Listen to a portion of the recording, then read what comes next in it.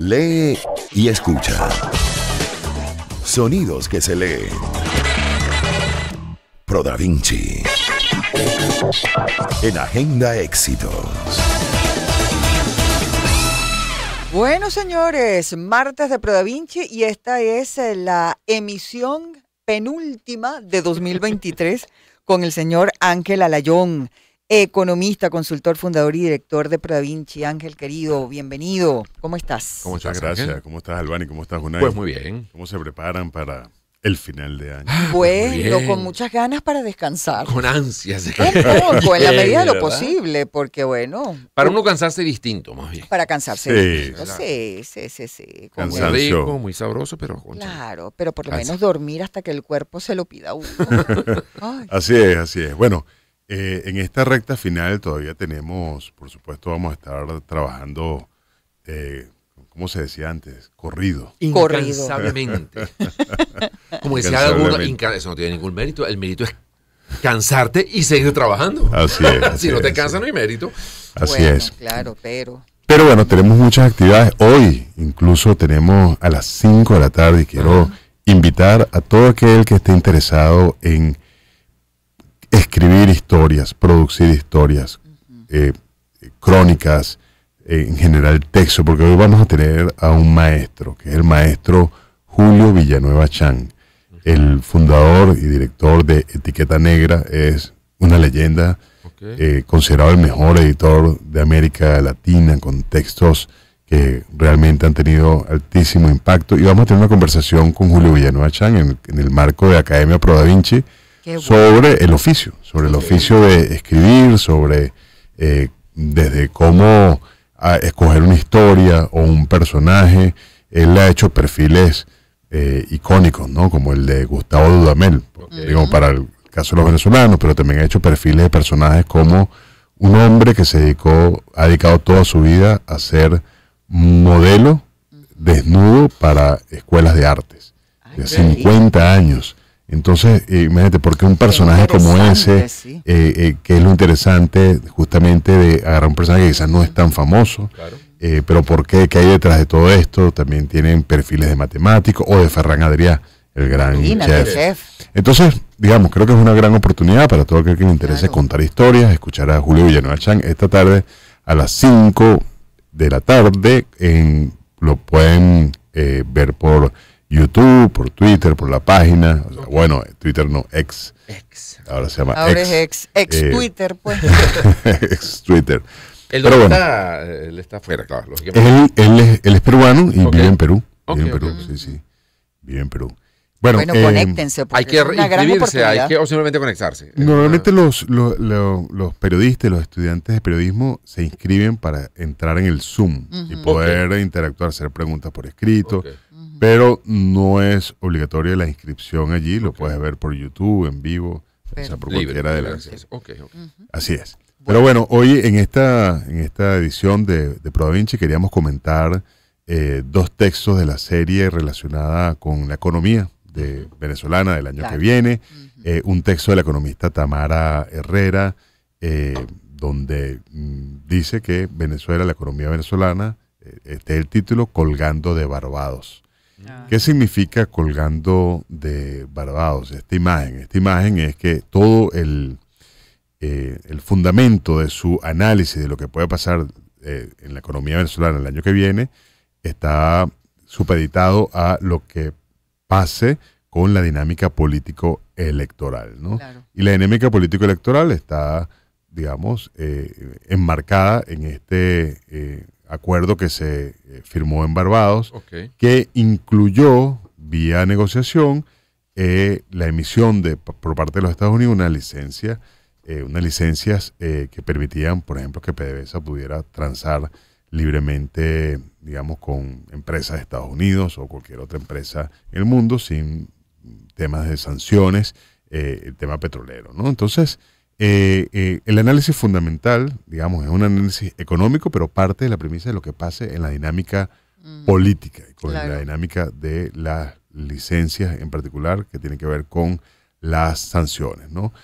Hay que decir que, digamos, estos escenarios entonces se convierten en dicotómicos, ¿no? O con licencias que permiten a PDVSA y a Venezuela no estar sujeta a las sanciones, o si se reinstalan o se reimponen esas sanciones, ¿no? En el caso de un tema interesante, Tamara es muy acuciosa y muy, digo en particular con el tema de los números, ¿no?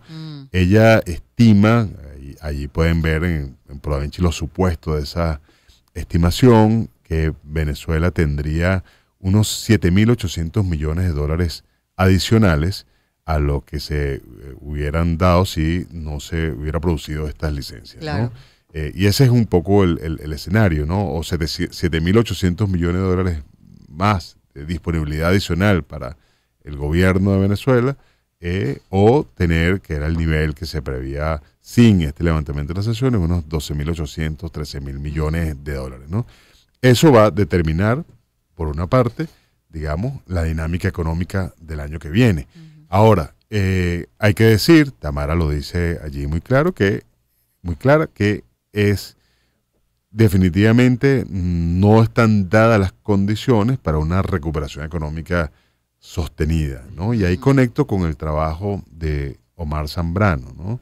Omar, el artículo de Omar, que también lo pueden leer en ProDaVinci, tiene como fundamento, como concepto central, la idea de la recuperación no productiva. Recordemos que aquí nosotros en el año 2022 vivimos un proceso de crecimiento económico que en parte era rebote, vamos a decir lo que llaman los economistas rebote estadístico, pues después de la caída del COVID había como una recuperación a cierta normalidad, y en parte fue, digamos, una serie de cambios en las políticas económicas que tienen que ver con, bueno, el tema de de alguna manera dejaron de aplicarse los controles de precios, sí, estas políticas restrictivas, que hubo una cierta recuperación.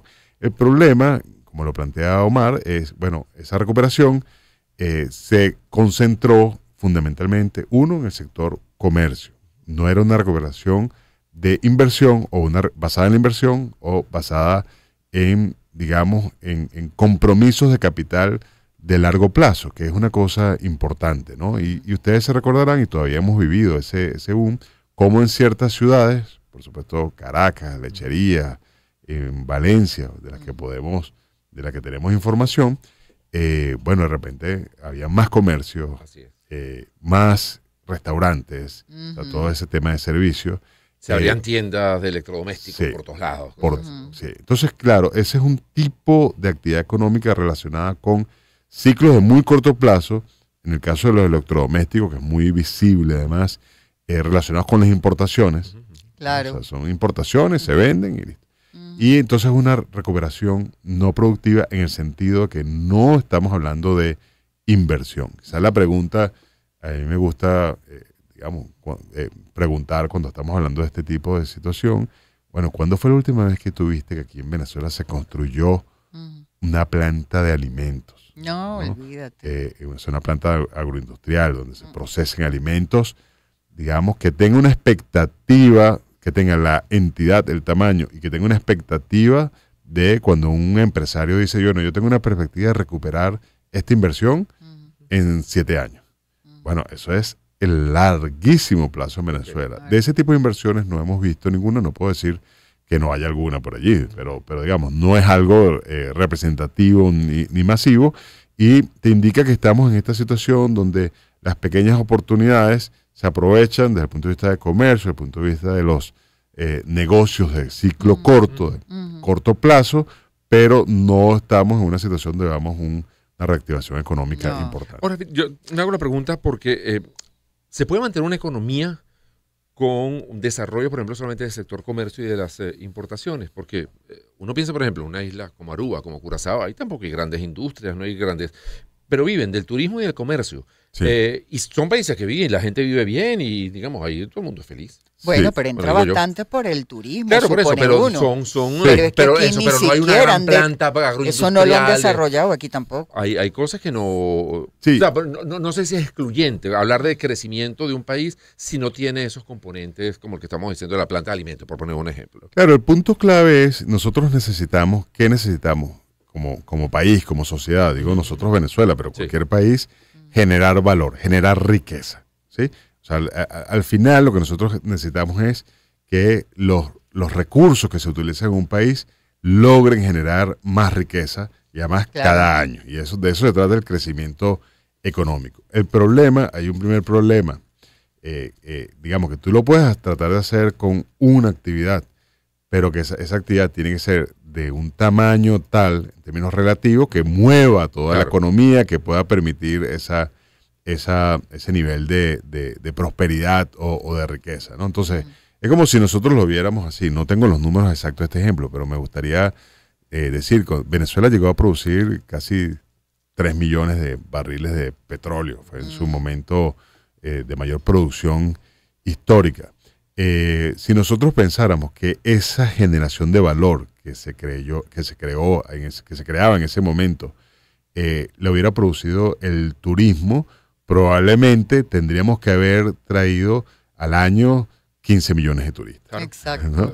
Es decir, la proporción que tú necesitas, y estoy ahorita inventando este número. No, por supuesto, pero pero para quiero poder decir, entender. de cada negocio. Sí. Claro. O si nosotros dijéramos, bueno, mira, el sector de restaurantes genera valor. Bueno, perfecto, si genera valor, ok. Ahora, ¿cuántos restaurantes necesitarías tú para crear el mismo valor que generarían 1 millón de barriles de petróleo? No, ¿y cuántas personas debería haber para llenar todos esos Por eso, no es sostenible. ¿Cuántos litros de lavaplatos necesitas para fregar todos esos platos? Entonces, claro, sí hay promesas importantes. Hay que desarrollar el sector turismo en Venezuela lo máximo que se pueda, pero también el tema, en nuestro caso, por supuesto, el petróleo sigue siendo la gran fuente de riqueza de corto plazo, pero bueno, ¿desde cuándo no escuchamos nosotros la necesidad de diversificar la economía? ¿No? Son como esos grandes dilemas que siguen vigentes para nosotros, pero en el fondo lo que necesitamos es que haya un entorno social, político, cultural y un ambiente que permita, bueno, que haya emprendimientos y empresas reales en todas las áreas y que empiecen no solamente a competir y producir y crear valor para Venezuela, sino que también compitan con el extranjero y que del extranjero también vengan las empresas que están funcionando en todas partes del mundo. Pero para eso se necesita seguridad jurídica, querido. Así es. Y que la gente, y un largo etcétera. y que sirvan los servicios básicos para que entonces la gente se entusiasme y quiera invertir en nuestro amado país. Así es. Y hay un elemento que yo creo que en algún momento habrá que meter en la ecuación, sobre todo a raíz del próximo jueves, y es el Esequibo. ¿Qué va a pasar y qué impacto económico va a tener toda esta disputa por el Esequibo? Ojalá que el próximo jueves, bueno, se lleguen a acuerdos y se den la mano y todo sea felicidad para todo el mundo. Pero es un factor que está allí latente y que puede torcer la economía en un sentido o en otro, ¿no? Sin duda, lo único que podemos decir es que nuestros mejores deseos en este caso es que se llegue a una solución pacífica beneficiosa para Venezuela. Exactamente. O sea, eso es lo que hay que lograr y ahí hace falta estrategia, capacidad de negociación y entendimiento de las correlaciones de fuerzas reales, ¿no? De lo que llaman la realpolitik, para que esto, digamos, tenga un impacto al final positivo para Venezuela, que es lo que estamos buscando, ¿no? Que los ángeles digan amén, querido Ángel Alayón. Nos vamos a la pausa, amigos. Son las 12:46 del mediodía y regresamos en breve con más de Pro Da Vinci en Agenda Éxitos. Espacios para convivir. Circuito Éxitos. Caracas, Maracay, Puerto La Cruz, Puerto Ordaz, Barquisimeto, El Vigía, Mérida, Táchira, Margarita, Maracaibo, Maturín.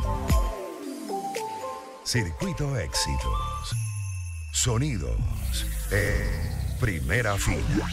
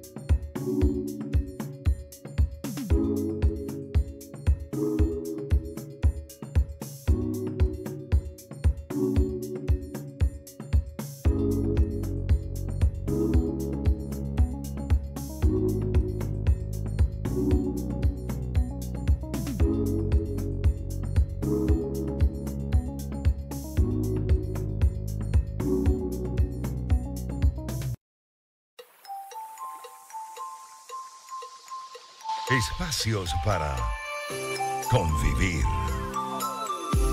Circuito Éxitos. Caracas, Maracay, Puerto La Cruz, Puerto Ordaz, Barquisimeto, El Vigía, Mérida, Táchira, Margarita, Maracaibo, Maturín. Circuito Éxitos. Sonidos en primera fila.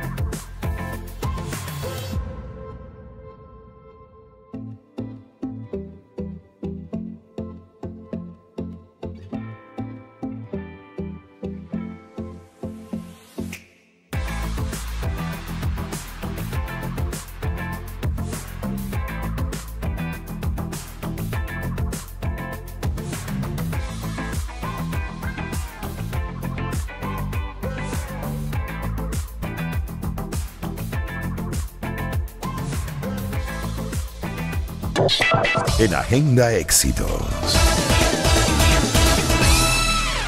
Son las 12:52 minutos del mediodía. Seguimos aquí en Pro Da Vinci en Agenda Éxitos, conversando con el sensei Ángel Alayón. Habíamos revisado algunos textos de carácter económico, pero tienes más por allí, ¿no? Así es, así es. Y ahora nos vamos al mundo gastronómico. Eso me gusta. Sí, sí, sí, nos interesa mucho. Además que fue algo muy interesante. Tenemos a la periodista y amiga Yelixa Linares, que tuvo la oportunidad de hacer una crónica, la pueden leer en Pro Da Vinci, que se titula De cómo 12 chefs montaron una cena para 165 personas en el patrimonio de la Universidad Central de Venezuela. ¡Qué barbaridad! Camaradería, solidaridad, trabajo voluntario en equipo, donaciones de ingredientes y soluciones creativas para imprevistos fue lo que ayudó a Venezuela Gastronómica a montar 1.155 platos en una cocina portátil en la plaza cubierta de la UCB. Bienvenida, Yelixa Linares. Hola, Yelixa.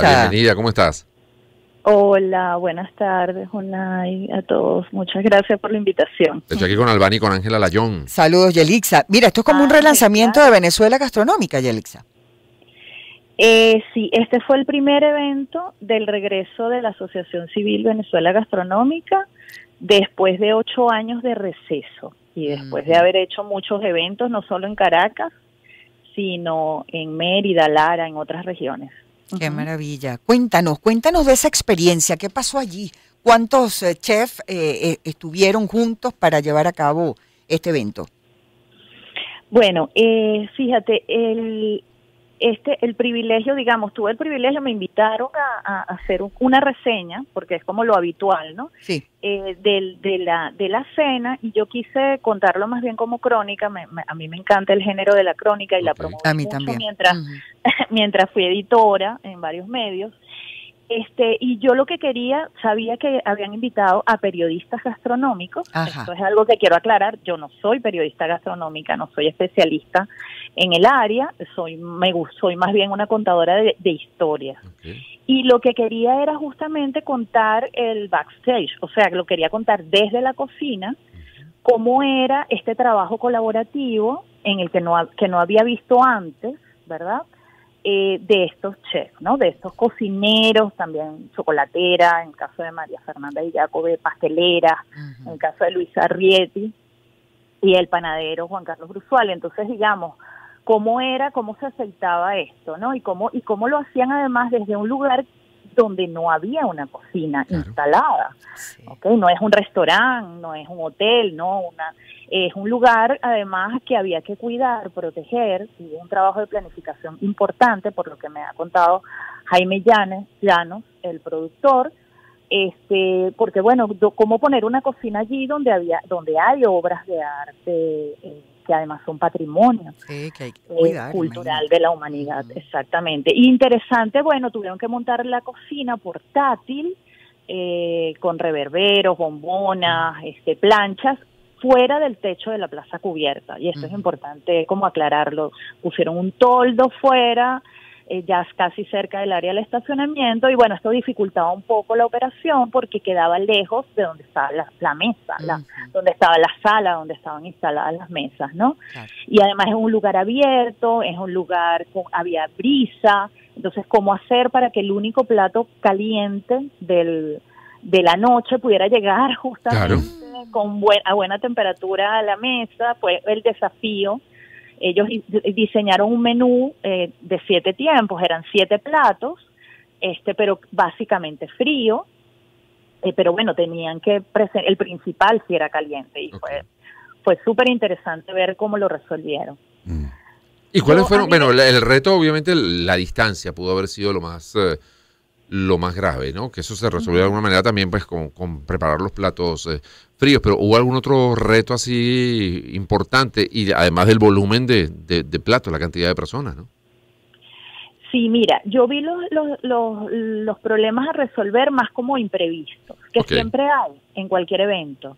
Entonces, por ejemplo, un imprevisto fue que ese día había una graduación en el aula magna y ellos no lo tenían como en el radar. Entonces el toldo y todo se instaló más tarde de lo que ellos pensaban. Pero ¿cómo cambias tú eso? Tú no puedes cambiar la programación de una graduación. Claro. Entonces, bueno, lo instalaron más tarde. Entonces cuando empiezas a instalar te das cuenta de que hay un conector que te falta. Entonces, ¿y cómo hacemos? Bueno, todo eso el productor supo resolverlo muy bien. Siempre salen, además se dan cuenta cuando ya las ferreterías están cerrando, en fin, todas esas cosas que suelen ocurrir. Pero a mí me sorprendió lo cómodos que estaban, porque uno que no conoce, tú dices, bueno, 1.155 platos en total tienen que servir, además de los tragos, ¿ok? Que cada plato iba acompañado por un trago diferente. Y todo el mundo sentado en unas mesas, o sea, eso fueron mesas, sillas, o sea, no es que era un buffet, no, ¿verdad? Lo que estamos lamentando es que no estuvimos allí. Es verdad, porque yo aquí estoy viendo las fotos, por cierto. Con los dientes largos estamos. Todo luce delicioso y además la forma en que presentaron cada plato, Yelixa, una belleza. Hermosos, pero es interesante. Bueno, ellos llevaban como la mise en place, en gran parte estaba ya lista, o sea, ellos llevaron los platos prehechos, por ejemplo, los lomitos estaban precocidos, solo de calentar, los panes estaban horneados, el sanduchón estaba armado, lo que había era que cortarlo en porciones y luego decorar, ¿no? La decoración y todo eso sí lo hicieron antes, pero lo hermoso del trabajo de la cocina es que es como cuando diriges una orquesta, el director uno lo ve que está dirigiendo, pero el trabajo se hizo previo. Entonces, a mí yo los veía tan cómodos, se reían, echaban bromas, claro, ya habían hecho el trabajo fuerte antes. Y también hubo unos equipos que llegaron, por ejemplo, el de las bebidas, de los tragos, estaban a las 4 de la tarde allí, separando hojitas, las moras, las fresas, todo eso, porque ellos sí tenían que hacerlo allí. Pero la decoración del sanduchón, que se ve hermoso en la foto. De Tomás Fernández, por cierto. ¿Y había un solo director de orquesta o eran varios directores de orquesta ahí trabajando simultáneamente? Muy buena pregunta, Unai. El director de orquesta era Humberto Arrieti, el chef, el arense, que dirigía toda la operación, digamos, en general. Pero cada uno de los chefs, que eran en par, la verdad eran de a 2, por plato, dirigían su momento, su mesa, el montaje de su plato. Ellos daban las instrucciones de cómo se debía montar y luego el equipo tenía que montarlo igual y ellos lo que iban haciendo es ir haciendo correcciones. Y bueno, y empujando a que saliera, ¿no? pero el gran director fue Humberto. Qué belleza. Mira, el trabajo se llama De cómo 12 chefs montaron una cena para 165 personas en el patrimonio de la UCB. Lo tienen que leer. Mire, tienen que leerlo, sí señor, sobre todo para saber si el plato principal llegó caliente o no. Ay, Tienen que leer a Yelixa, La esto crónica está de Yelixa fabuloso, Yelixa, y se nos acabó el tiempo, lamentablemente, pero agradecidísimos de que hayas estado con nosotros en esta edición de Pro Da Vinci. Gracias, Yelixa. Gracias, Feliz Yelixa. Navidad y feliz 2024. Muchas gracias. Todo lo mejor. Gracias, De Yelixa. cómo 12 chefs montaron una cena para 165 personas en el patrimonio de la UCB, escrito por Yelixa Linares, una fantástica crónica a propósito, pues, del gran regreso de Venezuela gastronómica. Así es. Nos vemos el jueves. El Nos vemos jueves. el jueves.